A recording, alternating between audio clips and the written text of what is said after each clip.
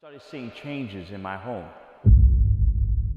I started seeing changes with my wife. I started seeing changes approached me and told me, hey, listen, you need to they put it my on finances finances. look out for Your your wife, wife when when she's hanging out with some verbal lady abuse, who's a known financial drug abuse, user, stuff like that, at no charge. I had to leave the home. My kids were being removed from my home.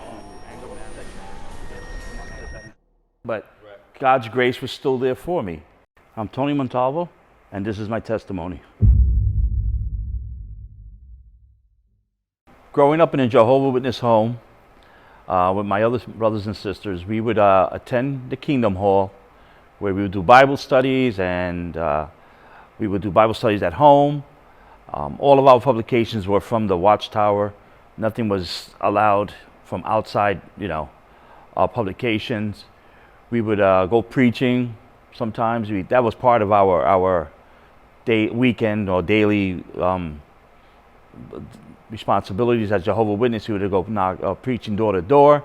One day, my father was watching Billy Graham on the TV, and he would sit there and he would ridicule and say, "This guy, he's mistreating the Word of God," and everything like that. So I was watching and I got intrigued. And what really intrigued me was that Billy Graham was talking about the love of God, and that is by grace that you're saved, and it's not by works. I was about 10 years old at this time, and as the years went by and I got older, I was always look on the TV guide, and I would see when Billy Graham was going to be programming a show, and I would watch it. And it was just because I felt something that I wasn't feeling in the Kingdom Hall, because they never spoke about that love. I kept on, and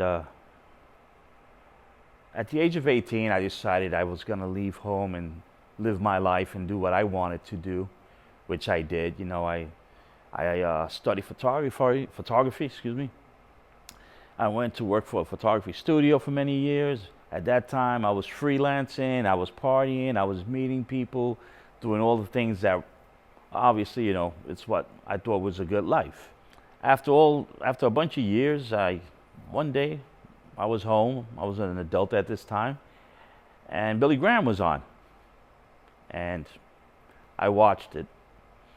And that's the day I surrendered my life to Jesus Christ. And soon after that, I started attending Christ Tabernacle, which is today known as Saints Church. By that time I was 27 years old. I was married. I had met my ex-wife. She had 2 children, and we started to have a family. Everything was really nice. Everything was pretty good. We were attending Christ Tab. The kids were part of the the school, and I was in ministry and all that. Everything was just like so good at that point. I was feeling really, really good with life at that point. The job was good and everything like that. Then a couple of years later, I started seeing changes in my home. I started seeing changes with my wife. I started seeing changes of my finances. At one point, I went to my bank and money was taken out of the account, and there was no accountability for it. One day, the bodega owner came up to me and said, "Hey, listen, your wife's been taking groceries and stuff on credit, and I know that's something you don't do." And I was like, taken back. I was like, "Okay, that's right. I don't do that." And then I was walking home one day from where I parked my car, and someone approached me and told me, "Hey, listen, you need to look out for your wife, because she's hanging out with some lady who's a known drug user." And then that's when I came to realize that she was using drugs, and at that point, I addressed it. I came to the church, and I spoke with the pastors, and they helped me. They counseled us. They tried to do. And then we made arrangements actually for her to go away to the Teen Challenge, where she would go and I would stay with the kids, evidently. And at that point, she refused. We went down and everything. She said she wouldn't do it. And so we came back home and we were dealing with that. I was still working. My kids are in the home. And it just didn't it started to get worse than what I thought it would be. One day, a neighbor called an ACS case against her. They told ACS that she was leaving the home and leaving the children by themselves. Now the kids were young; they were 7, 8, little young kids. They weren't, teenagers or anything at that point. And ACS came into the home. They did a report. They did an investigation. They questioned everything. At that point, they put an order of protection against me, saying that I, for abuse, verbal abuse, financial abuse, stuff like that, and I had to leave the home. Not knowing where I was going, of course, I came to my second home. I came here, Christ Tabernacle, and I explained with my pastors what was happening. I spoke with the pastors, let them know what was happening, and arrangements were made for me to go stay at the YMCA until I found a place for me to, go. A few days later, the director of the YMCA called me down. I met him. He was a member of this church, of Christ Tabernacle, and we talked, we prayed. He encouraged me dearly. He told me, a lot of things that at that point I needed to hear. And he told me I could stay in the YMCA as long as I needed at no charge, which was a complete blessing because I was really struggling with supporting my kids because I had to keep an apartment. I had to keep a job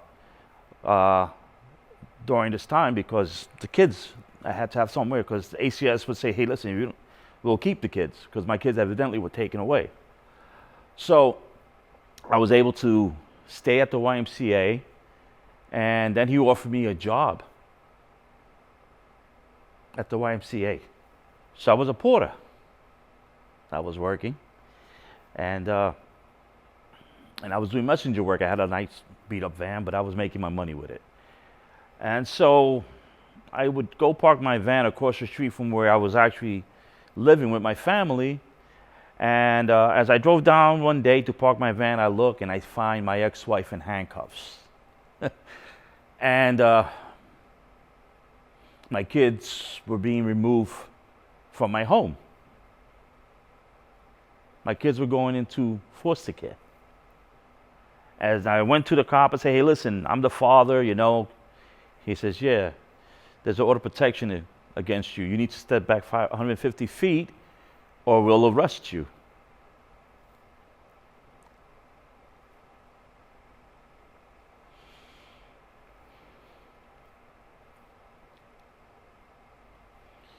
So that's what I did.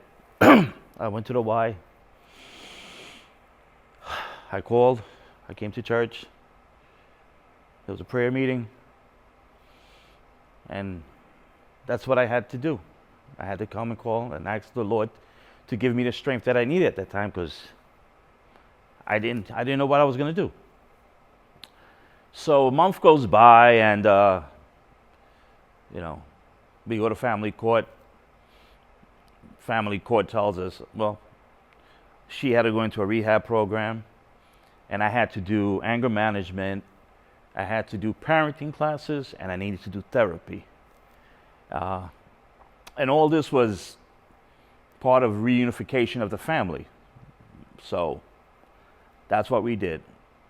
I finished the anger management was not easy because I lived in Brooklyn, but I had to go to Staten Island. I couldn't be late.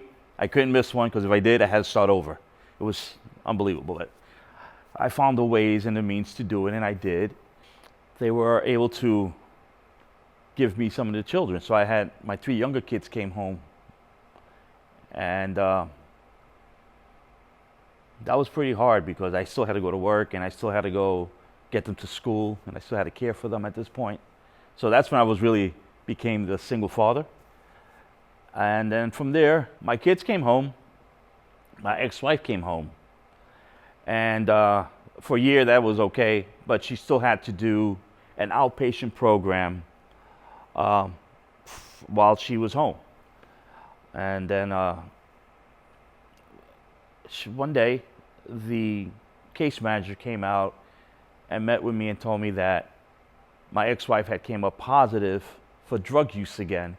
So I needed to make a decision if I was going to stay with my wife or keep my kids. And that next morning, she had to leave home because I told her. And that's the day I became a single father, and life changed. Life changed. So in 2002, our apartment caught fire. I lost my apartment, and by the grace of God, I was able to find adequate housing for my family and a new job. At that new job, I met a young lady, and we started dating. At that time, I was single for about 8 years with the children, and we moved in together after a while, but that weighed heavy on my heart because I know it wasn't what God wanted. I was still married legally, and so it took 20 years to find my ex-wife. And when I found her, I was able to get her to sign the divorce papers. Once I got the divorce, I was able to get married to my wife, my new wife, and I got married by Pastor Jordan Dosso. What I would like to tell somebody who could be going through this, it's not easy. I did a lot of things.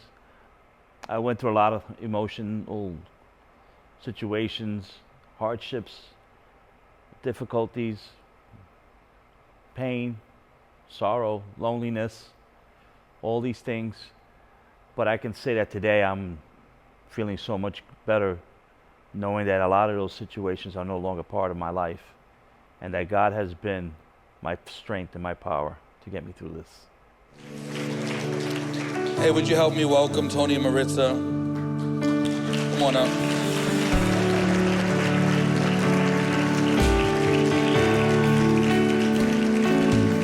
Living miracles, proof of God's grace and mercy.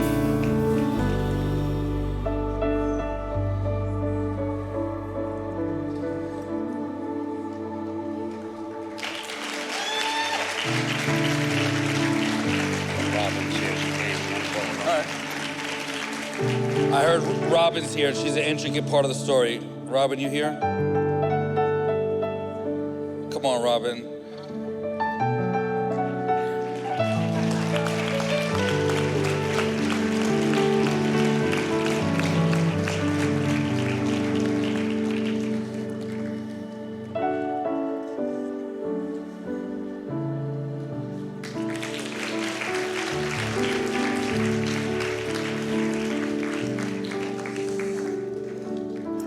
I know Tony 37 years.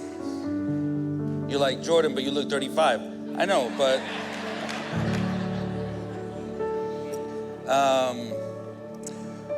between the two of you, 12 children.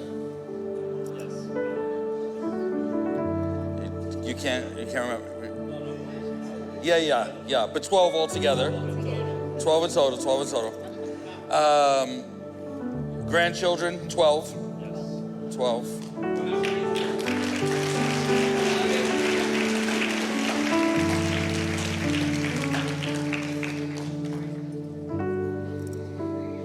Like disciples, you just guys. 12 disciples. Yeah. Watch out for that Judas, though. It's the second service. I'm saying what I want.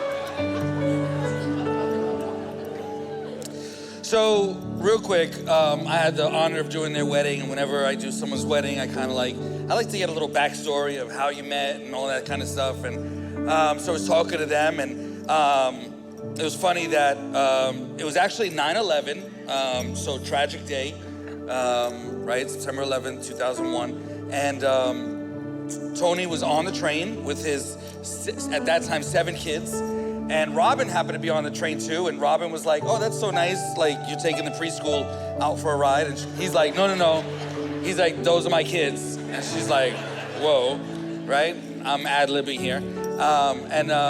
Anyway, Robin wanted to write a story on Tony.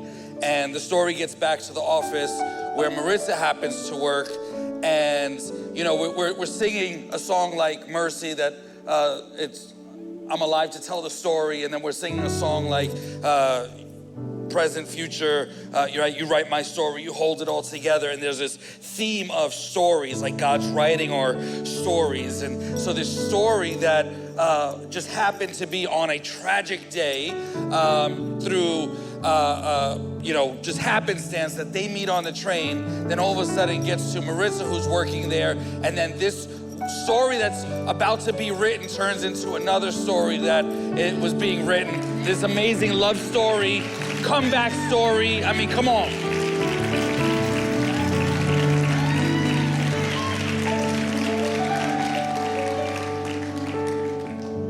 And you think about it, like, we all have stories. We've all been through some stuff. And then, like what we were singing before, Jesus changes everything. Like, he comes in and he intervenes and he changes the story. Like, there's this part of the story that wasn't going so great. Maybe it's all the drama in the beginning. And then all of a sudden, Jesus comes in the story and he starts to write the rest of the story. And the chapters just get better and better because he's the author and the finisher of our faith, right? I'm sure most of you guys got stories. I got a story. Penny, you got a story? Chris, you got a story? Guys, you got stories? Vanessa, you got a story? Sylvia, Kara, Emily, I know you got a story. I heard your story. There's stories all over this room,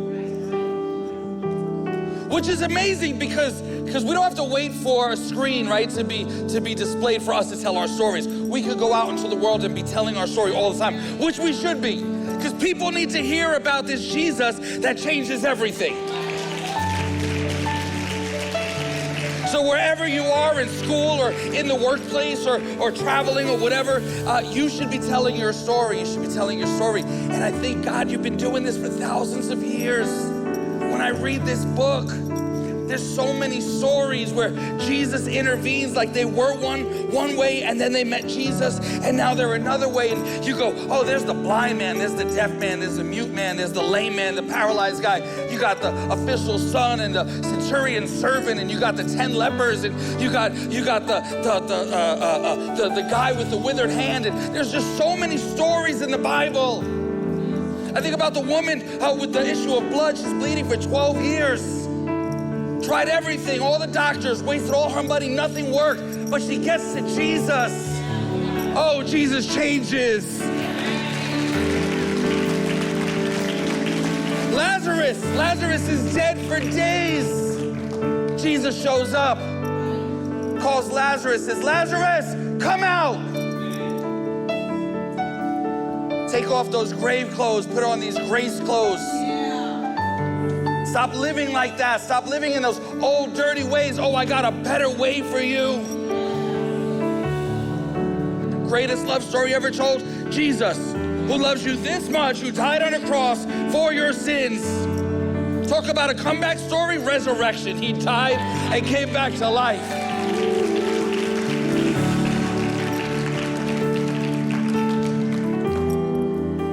And this is what we want to see here at St. Church.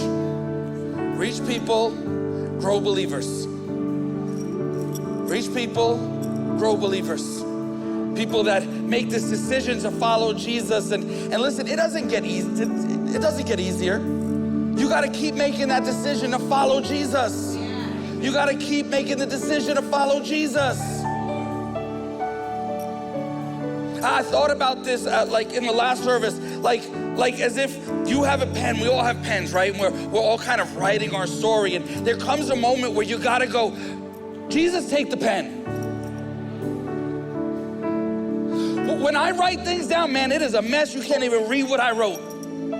Oh, but when you're writing my story,